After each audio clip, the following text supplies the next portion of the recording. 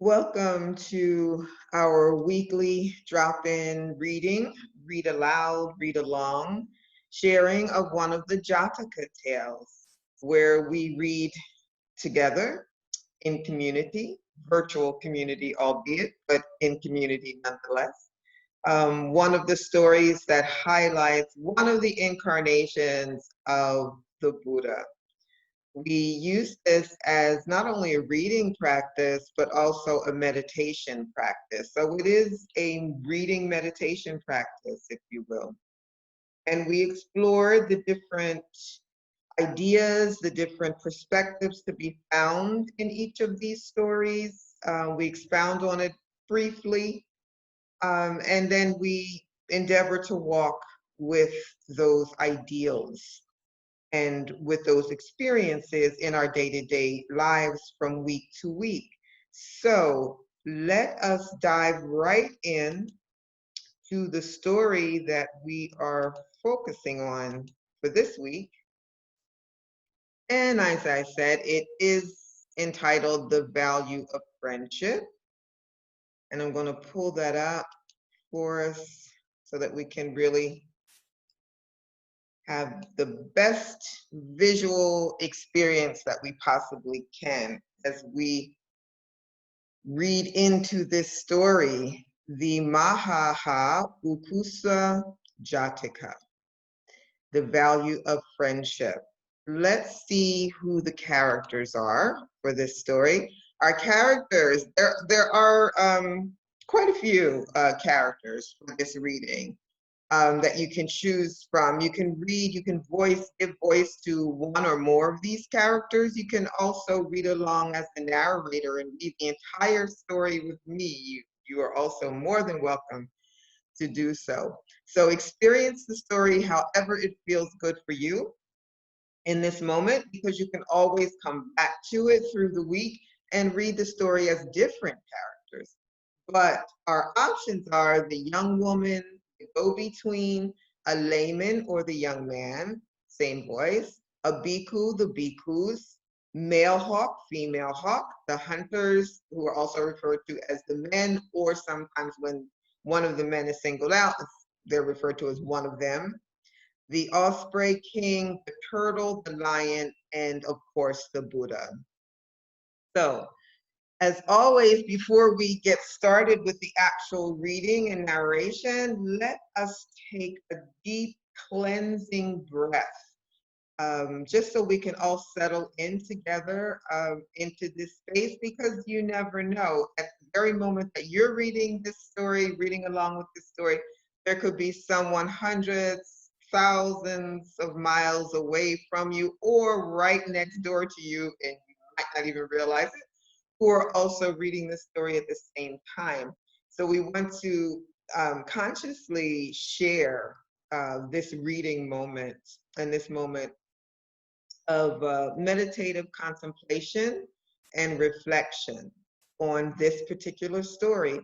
So sitting comfortably wherever you are, if you're sitting or if you're lying down, whatever position you find yourself in, just to allow yourself to be in that position, to be in that relationship with your body and with this story, and with potentially whomever is with us to share this experience. So let us take a deep cleansing breath, breathing in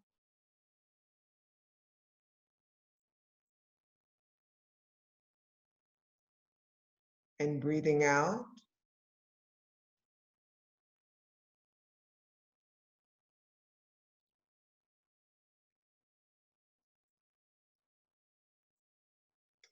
Beautiful. All right, away we go. It was while staying at Jetavana that the Buddha told this story about having friends. Once a layman, the son of a genteel but impoverished family of Savatthi, sent a go-between to propose marriage to a young woman of the same class. In return, the young woman asked the go-between, does the young man have any reliable friends who can on occasion act on his behalf? Now, just a note, when you see the letters in red, that lets you know that's the character who will be speaking. And so if you chose that character for yourself, for example, if you decided today I want to read the voice of the young woman, and whenever you see that in red, then you know you have some lines coming up, you have some text coming up, so you can prepare yourself to read that particular text aloud.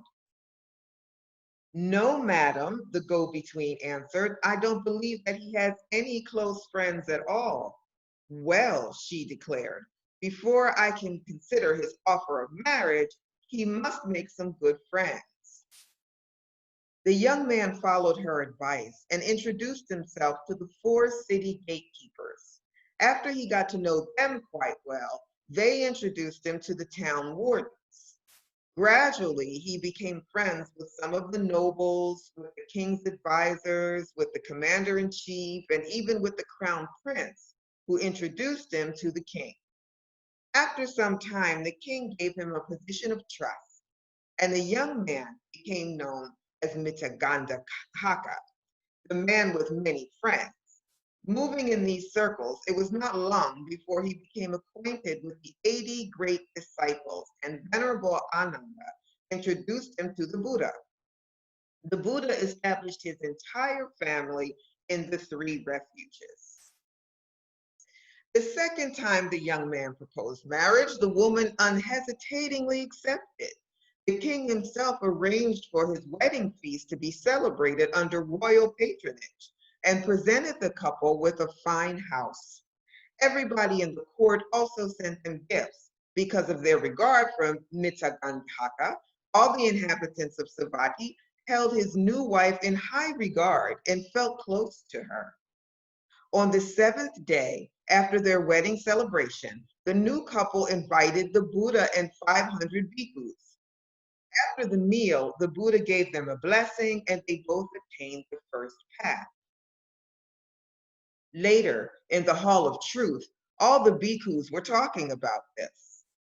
Friends, one of them said, it is remarkable that because Mitagandahaka followed his wife's advice, he became a friend to everyone and received great honor from the king, and both husband and wife attained the first path. When the Buddha heard what they were discussing, he said, Bhikkhus, this is not the first time that this man has received great benefit because of this woman. Long ago, her good advice saved their family. Then he told this story of the past. Long, long ago, when Brahmadatta was reigning in Varanasi, there was a large lake in the jungle. On the southern shore of the lake lived a male hawk. On the western shore lived a female hawk. On the northern shore lived a great lion, and on the eastern shore lived a huge osprey. On an island in the middle of the lake lived a turtle. When the male hawk asked the female hawk to become his mate, she asked him directly if he had any close friends. No, I don't, he replied. Most of the time, I just keep to myself. That won't do, she declared. If we are to live together, we need to have some reliable friends who can help us if trouble arises and defend us in case of danger. You must find some friends. Who should I make friends with? He asked. Well, she replied, you could get to know the Osprey King, who lives on the eastern shore of the lake, and the Lion King, who lives on the northern shore. You might also become friends with the turtle, who lives on the island in the middle. The hawk took her advice and sought out these neighbors. Soon, they were well acquainted and became good friends.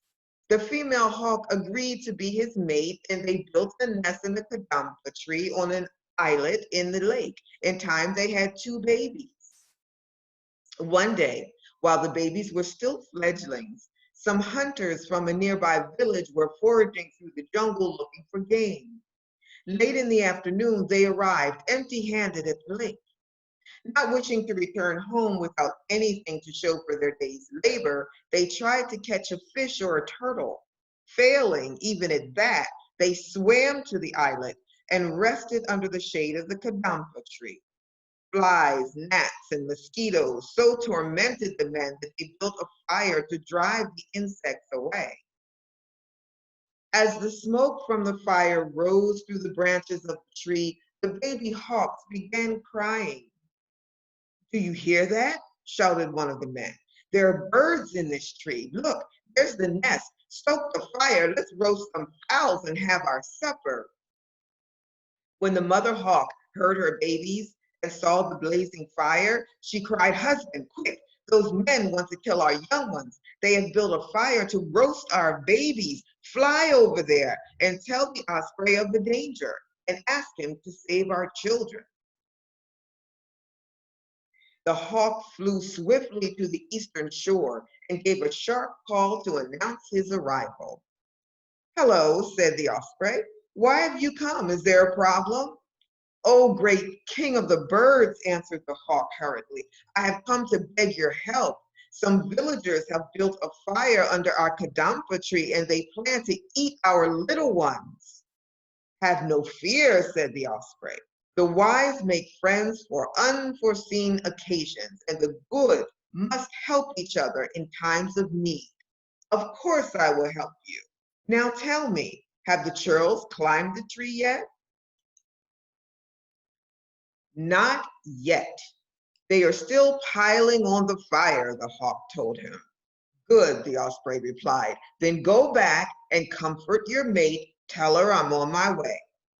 The hawk returned, and the osprey flew toward the kadampa tree to survey the scene. As soon as the men started climbing the tree, the great bird dived into the lake, filled his mouth with water, and soaked his wings. Then, as he flew over the islet, he opened his mouth and flapped his wings. The water he had brought rained down and completely quenched the fire. Startled, the men climbed down and kindled another fire, but the osprey put it out in the same way. The men refused to give up and built a new fire every time the osprey extinguished the flames. Soon it was quite dark, and the great bird was exhausted from hauling so much water. "Husband," the female hawk said to her mate, "the osprey is in distress. Go and ask the turtle to come and relieve him." "Friend," the hawk said to the osprey, "thank you for your help. You have done us a great service. My wife is concerned, however, that you are wearing yourself out on our behalf. Please rest a while. You've done more than enough." "Not at all," the osprey vehemently exclaimed. "A true friend must do all he can for his friend, even if he dies doing it." "We certainly appreciate that," replied the hawk, "but please rest a while." The hawk quickly flew off to visit the turtle. "Hello," said the turtle. "What brings you out tonight?" "Our children are in danger," the hawk replied. "Villagers are building fires to roast them. The noble osprey has been working for hours to put out the fires, but now he is worn out. Would you please come and help protect our nestlings?" One who is virtuous gives food, help, and even his life for a friend. For you, dear hawk, I will do whatever you need. When the turtle's son heard what was going on, he cried, "Let me go, father. Your friend is my friend. I'll save those baby hawks." "That's very good of you to offer," the turtle said to his son. "But when those villagers see me fully grown, they might leave the hawks alone." The great turtle sent the hawk back and promised to be there shortly. He dived into the water, collected some mud, and swam to the island. Crawling ashore, he threw the mud onto the fire and quenched the flames.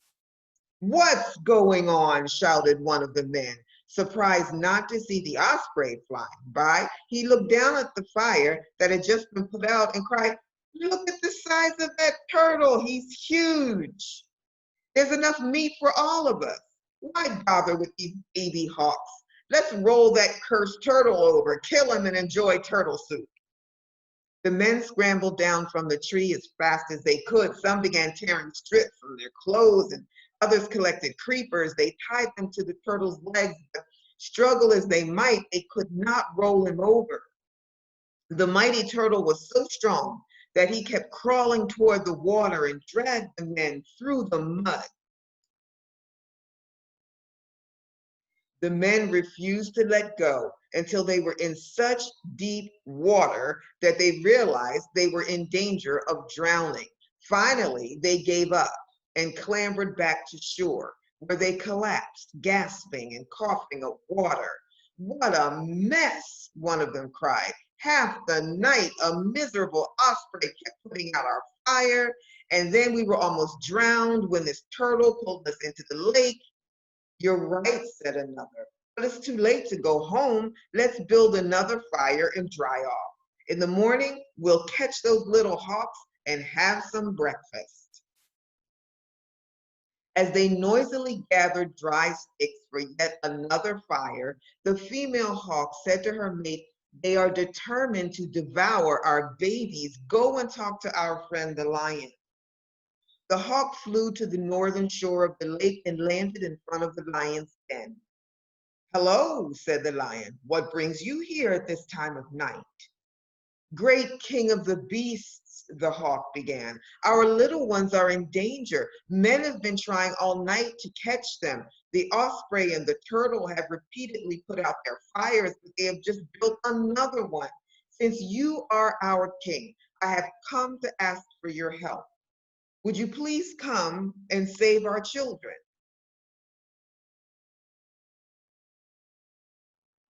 "For you," the lion replied, "I am willing to perform any service at any time.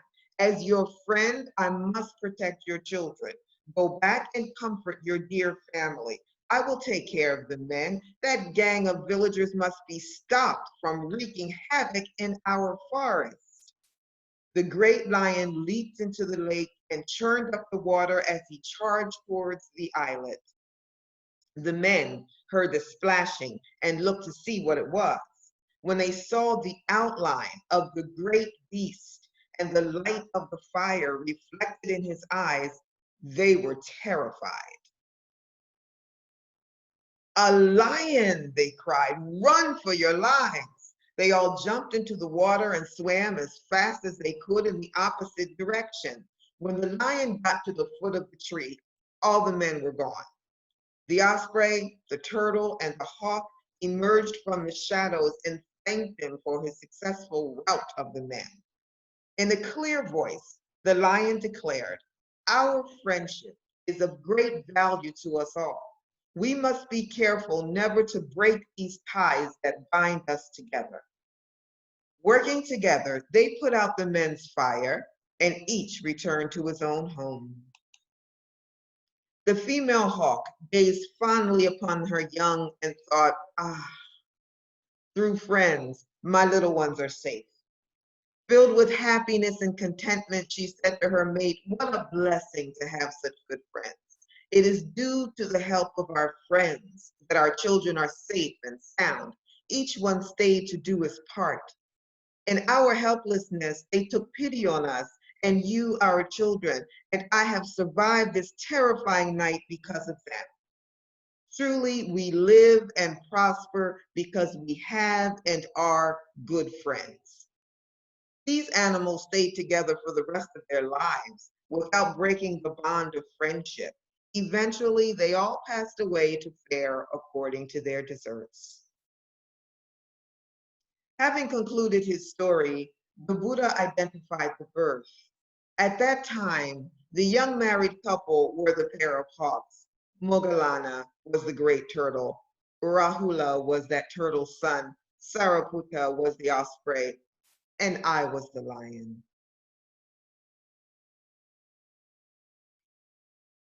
There we have it. Our story focusing on the value of friendship.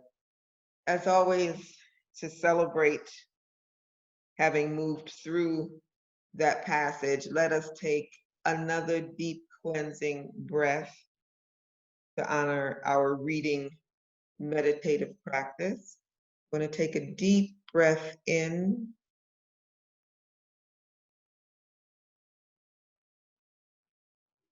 And releasing it.